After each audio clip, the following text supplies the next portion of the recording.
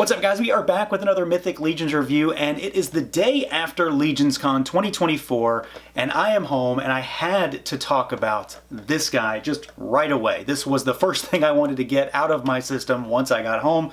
This is the Mythic Legions NINIAN Infantry, and it was the surprise drop at the convention. Just like last year when they did the Valiant Knight, this is the surprise drop for the year, and it ties into the new wave, the Reign of the Beasts, and it is a Mythic Snake Man.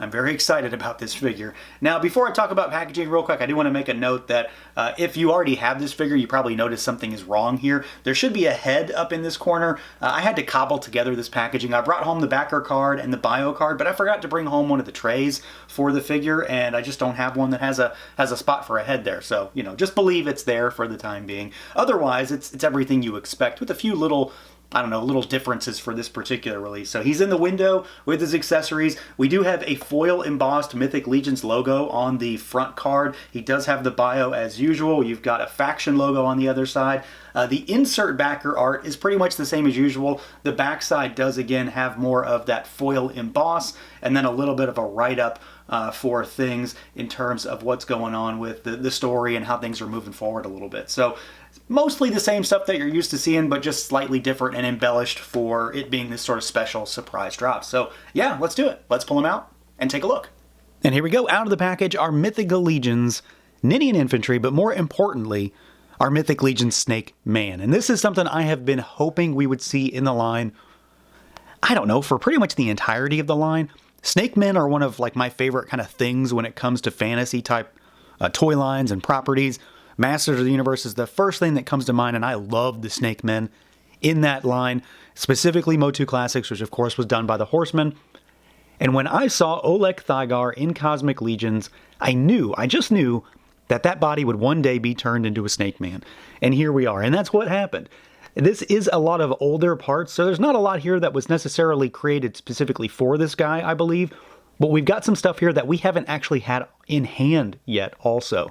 Some of these parts are new, but they are coming in Cosmic Ox Crew Book 1 with the Thraxian Scout. But interestingly enough, it all works really, really well to just be able to make this Snake Man. So let's see what he can do, see how he moves around. A lot of familiar territory as a result of that, but still, there's some cool stuff here. So the head has incredible range, and that is ultimately due to how it is created and just sort of the shape and the sizing of it and how it's going to work. So he can look up and down really, really well. You are going to see some weirdness with that ball peg on the back of the neck, depending on, you know, what you're doing with it, if you've got pauldrons on him, things like that. But great, great range. Really good tilt side to side. You've got, of course, full rotation there. Arms out at the shoulders, and they can go, you know, slightly better than perpendicular. You got swivel. We've got single jointed swiveling elbows. You've got a swiveling gauntlet. You've got swivel, and these are vertical hinge hands on him in the box. This is, again, Oleg Thygar's torso, 1.0 figure, so depending on which belt this guy, this body uses, I should say, really kind of changes how much movement it has. And this one does pretty well. It's okay. It's got some good shimmy forward and backward. Not as much side to side, and then, of course, you've got your rotation point there. Legs out all the way. They kick forward all the way, all that good stuff. Backwards. We've got our, well, there's a thigh twist up there also. You've got your single-jointed swiveling knee. These are, like I said, these are the legs, the upper legs from the Thraxian Scout in Ox Crew Book 1 on the Cosmic side. They seem to be cut in a little bit deeper, so this is a slightly better than average knee hinge there, so that works pretty well. And then in typical fashion, you know, you've got your hinges, you've got really good rocker down here, and then you've got rotation at the top of the ankle because of how that peg goes in. It's a very, you know, it's a very 1.0 kind of figure. There's not a whole lot of surprises here, except for the tail. So the tail is very surprising in terms of how it works and like kind of what it does and just how functional this is. So it's like any other tail in Legions. It pegs into the hole back here, but I'm going to take it off for a second just to kind of show you what it does. So not only does it swivel at the joint here, so you've got the peg and then this swivels there, but this might be one of the bendiest bendy things I have ever come across. Like this thing will twist and turn and coil itself up so well with like just the most ease that I can think of. Look at that. That's insane. I know it's not the biggest thing, but this absolutely threw me for a loop because I did not expect that it was going to be able to do this. And it adds a lot of character and just kind of life to this figure when you can kind of make all these configurations and shapes with this one piece that otherwise, you know, maybe would just be some sort of static piece on another figure. So I think that's really cool, and I was very, very happy to see that. Otherwise, this is still kind of, you know, your standard boilerplate 1.0 kind of figure for the most part. But he does seem to have a slight bit of enhanced articulation at those knees, just by virtue of the fact that he's working with some, as of yet, well, until now anyway, unreleased parts. But you know where I'm going to go with this figure. It's the visuals, it's the look, it's the idea, it's the style, and specifically what they're doing to kind of sell the Snake Man vibe. So the Snake Man stuff that they've got going on that we saw in the Reign of the Beast reveals is all very Mesoamerican themed, which I think works really well. That definitely tracks with the stylings and what you might see on snake patternings and snake skins, while also allowing things to be relatively vibrant and bright. So this isn't, you know, just like some sort of black Snake Man or a red Snake Man. He has a lot of different colorings on him. And if anything, I think this might be one of the best ways to showcase just how much detail is on the Oleg Thygar body, because he has this insane amount of paint here, tons of washes, lots of dry brushing, and of course this varying pattern of blues and reds with more wash in there to bring out all that scaly and like craggy kind of sculpt. You know, I kind of thought, you know, Thygar lended himself to being a snake man right out of the gate so much that I got a custom head for that body just to make him a snake. And this shows me that, well, at least for that brief moment, I was sort of on track with something. But I think this is a strikingly beautiful figure. Again, I'm kind of biased here just because of the fact that I truly do love snake men in pretty much any toy line. But this thing is...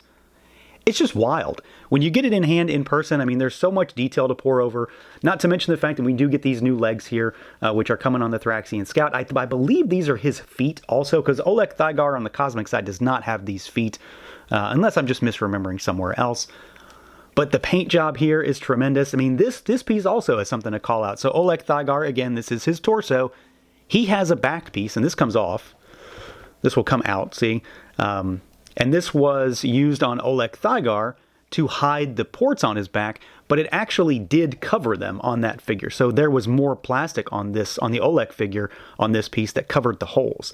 In this one, they've went back and at least retooled it to allow for the pauldrons to go in. So something small like that, they could have taken it out entirely, I suppose, and it would have been, probably would have been just fine. But here they fixed that to make it work, because it adds a little bit of thickness to the body, which I do really like. And that's kind of a cool, interesting little piece there. I really, again, like the colors. I think they work really well. This blue and red color scheme surprisingly works very nicely. I guess it's because of the darkness to that blue and the relative brightness of the red, in conjunction with this very cream, sandy-looking torso that he's got here. And of course, you've got more of that on the inner thighs also. But it works really well with this gold armor, too. That said, I've already been doing swaps with this guy. You know, I did some at the hotel at LEGIONSCON with my armory build figures. I foresee a lot of really cool Snake Men swaps, because this head and these arms really go on just about damn near anything. So you're probably going to be able to make some really cool Snake Men just by virtue of moving a few of these parts around. But I think this is easily in top 10 territory for me of the year, just based on how it looks. Again, I'm kind of biased because I love this stuff, but this is executed incredibly well. The surprise aspect of it does add a little bit to that as well, just by virtue of the fact we don't get that anywhere else. How often do you get a surprise figure that you can just buy? These days, it's almost never. So being able to get that, and also it be an incredibly well done, beautiful figure that is something entirely new for the line, I think works wonders. Again, I've already kind of said everything I can say about this tail. I think it's amazing. It not only looks great, but it moves so beautifully. I mean, just that alone, this little, bit of curvature and that little bit of attitude that you can throw on the figure with that tail is terrific. He does have soft goods. This might be the one thing that I don't know that I truly think is necessary here. I think it's kind of long, honestly. And this also looks like a bit of a new pattern too. A lot of the other soft good pieces kind of taper out. So this one maybe is a little bit of a different shape. I think this is the Monkey King's loincloth piece, so you can take the soft goods off if you don't want it. It's again very much in line with like the Mesoamerican thing, because it's a very bright, vibrant color, and that kind of adds a little bit of a difference to his overall look. This is the Magnus Vorthog belt, and then we've got some of these are like the ones, these come on, Dubon and some of the figures from the Alithia wave. So there is a varying mix of parts with this figure. And then, of course, we do have our head sculpt up here, which this is one of those things that's kind of hard to demo and show because when you're looking at him head on, you can't really see anything because it's a snake, right? But from the side, the profile, and you get that stark contrast of this deep blue with the creamy sandy color. This is one of two heads, but I really like this. It's a very much a stoic kind of expression. And then you've got those very like lifeless, almost black, you know, like a doll's eyes kind of thing going on here when it comes to the eyes. But the head sculpt is great. And like I said, I've already put it on a few bodies and it just works. If you want to have snake men, you've got the option to build that just by virtue of having the second head sculpt. So you can have a whole army of these guys, even with only a handful of the actual figure. But I really love the head sculpt. And again, I love the usage of the Olek body. Another instance of showing us that Cosmic and Mythic do have a lot of potential crossover. Now, as far as accessories goes, our Ninian Infantry has a pretty solid spread, and it's got a mix similar to how the figure is constructed. So you've got some older, you've got some not so old, and then you've got some stuff that's kind of upcoming, but was also sort of already released too. To begin with, we do have, of course, an extra head sculpt. I dare I say this is my favorite head sculpt of the bunch. It's probably going to be most folks just because of how expressive and emotive it is. This is definitely an incredibly well done head sculpt. I love everything about this. The fangs, the inner workings of a snake mouth, you know, lots of paint in there, gloss, matte finishes, the whole 9 yards. The only thing that I might have thought about with this particular one is maybe to give the head a different color. You know, you'd have like a red one and a blue one, maybe, but that would throw off things with the hands. It's just, I'm thinking part swaps really, but I do love this head sculpt, and it's likely going to be used quite a bit on other bodies for me. We do get a lot of hands here, and this is one of the things that's sort of not been released, but sort of has. So he comes with a total of 12 hands, which kind of sounds excessive, but these are the hands that came with the Cosmic 2-pack this year, and they're also the hands that are coming in the Thraxian Scout. So that's what I'm talking about with some of those parts that are sort of new, but not new, if that makes sense. So he's got these are vertically hinge gripping hands on him in the box. You get a set of lateral hinge gripping hands. You get the style posy hands. We get a set of fists. And then you get these, which may not be all that useful for this guy. You get 2 sets of trigger finger hands, a vertical and a lateral set. But since they're being tooled up with everything, I imagine it just makes more sense to include it all at once. And if you make a Cosmic Snake Man, you can put a gun in his hand. So it all works out in the end. He, of course, comes with some pauldrons, and these are pauldrons that I've really been looking forward to seeing again. These are the Gorgo and Vorgus 2 pauldrons that we've gotten within the past year or so. And of course, they're done up in his gold color scheme. I'm a big fan of these pauldrons. I really like those figures. I think I still prefer Gorgo and Vorgus 1, I just prefer them, but I like these pauldrons better. So I'm really happy to see these starting to get more use. And I do think they beef him up a little bit more, and they make that neck joint not as noticeably somewhat awkward. It hides things a little bit. You've also got a decent amount of paint on them. There's some wash. There's some deeper gold, kind of, or bronzy almost here inside the inlay detail. And then you've got these, I don't know, they sort of look like eyes on the front of the pauldrons, and they tie into the soft goods color. So it kind of brings things, down a little bit. He does come with some other stuff, and this kind of, again, lends itself to more of that Aztec, Mesoamerican vibe.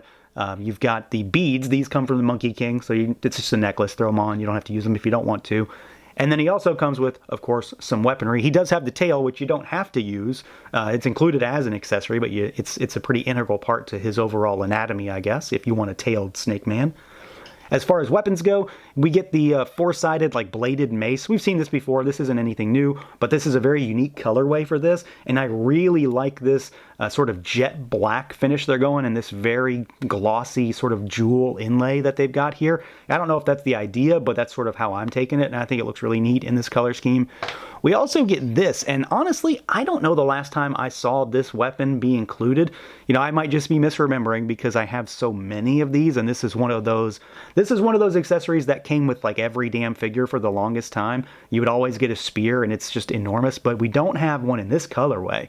So you've got this sort of gray, almost like concrete sort of colorway for the shaft, but it's this jet black blade and tip that I think really changes it for the better. So that looks cool. I mean, even though it's something that's really old, it definitely works with this guy. And then the last thing that you're going to get is a shield. And I'm not really sure what this symbol is supposed to be on it, but I was talking to folks at LEGIONSCON, and I don't remember who it was at this point, kind of mentioned the fact that this sort of looks like a chameleon or a lizard of some kind, but I like the idea of it being a chameleon. So you'd have, you know, chameleons have sort of a humped back as it goes down, and like that sort of stepping stone pattern is a very Mesoamerican thing, and the angled nature of what would be a tail here. So maybe it was said, and I don't know it. I don't know if it was mentioned somewhere or not, but I'm running with this. That's definitely what it looks like. It very much looks like some sort of native artwork for some sort of reptilian creature, which looks pretty neat. Otherwise, it's still just sort of the standard runic shield that we've gotten a bunch of times, but that's pretty neat anyway, and it's also going to stand out. And it still fits with the overall theming of what they're doing with this guy and the Snake Men in general. So a lot of cool stuff here. An absolutely killer head sculpt, a great reuse of those pauldrons, and then just some interesting colorways for some relatively old accessories. So yeah, this is a winner. I think it's pretty obvious. I'm pretty much in love with this thing. Snake Men in Mythic Legions has been something I've been after for a long, long time. And I'm really happy to see my preference when it comes to Snake Men, I'll say, end up in the line as the surprise LEGIONSCON drop, because not only does it just, you know, excite me from a figure perspective, but it made the weekend so much more fun to know that this thing was going to be available and that I could get them, and now we're here. So this thing is pretty tremendous. It moves well. It looks amazing in pretty much any configuration, and again, the part swaps capabilities with this one I think are pretty wide-reaching, comes with really great accessories, and again, it's a Snake Man in Mythic Legions. It's what I've wanted forever, and they just absolutely killed it with this one. So that's going to do it for this look at the Mythic Legions NINIAN Infantry. Let me know what you guys think. Feel free to like, comment, subscribe, and share, and until next time.